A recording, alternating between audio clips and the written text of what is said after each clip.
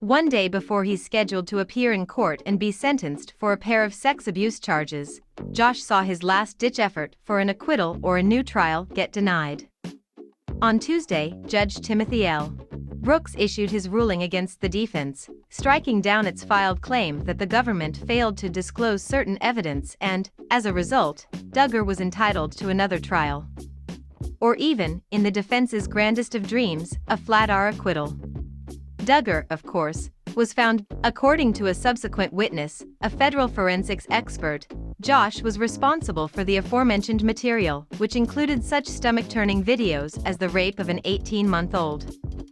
Judge Brooks also referred to a specific piece of evidence submitted by the prosecution, the coup de grace. The document in question was a timeline summarizing 50 or 60 exhibits of forensic evidence recovered from Mr.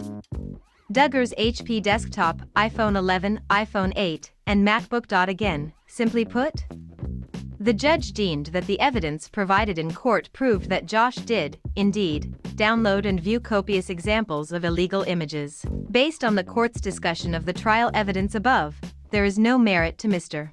Duggar's argument in favor of acquittal, said Brooks on Tuesday. There was significant evidence presented at trial to convince a reasonable jury that Mr. Duggar was physically present during the offense conduct and that he had the mens rea to commit these crimes. Accordingly, his request for relief under Rule 29 is denied. Elsewhere over the past few months, Josh's lawyers have tried to argue that Duggar was set up. They even named a former cohort named Caleb Williams as the alleged pedophile. However, the defense's promise of an alternative perpetrator came to nothing, as the evidence at trial showed that Mr. Duggar, and only Mr. Duggar, was physically present at the car lot when CP was being downloaded, said Brooks in response. Duggar will now be sentenced on Wednesday, May 25.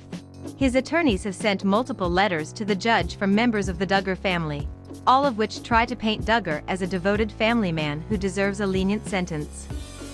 Conversely, the prosecution has asked for Duggar to be sentenced to 20 years behind bars.